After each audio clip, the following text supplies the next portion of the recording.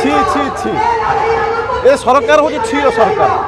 আপনার জানেন এই পবিত্র মাটি নিমাপড়া মাটি গোটে সুন্দর পবিত্র মাটি এ মাটিকে নেইকি বর্তমান রাজনীতি করা যাচ্ছে, বিশ্বর রাজনীতি করা যাচ্ছে এবং ভারত বর্ষের রাজনীতি করা যাচ্ছে, ওড়িশা প্রদেশের রাজনীতি করা হচ্ছে। আমার যে মুখ্যমন্ত্রী মহোদয় যাইছেন এঠু ইলেক্টেড হয়ে 2024 মସିହାରେ ଯାଇଛନ୍ତି, বর্তমান উপমুখ্যমন্ত্রী অলঙ্কৃত করেছেন। তাঁর সম্মানর প্রশ্নবাচী এই মাটি সে তাঁর বর্তমান নিদ ভাঙু না। এ পর্যন্ত এয়ার লিফ্টরে পড়া ঝিও, কিন্তু এ পর্যন্ত মহোদয়া সে ঝিওকে দেখা গলে না, তা পরিবার সহ কন্টাক্ট কলে না।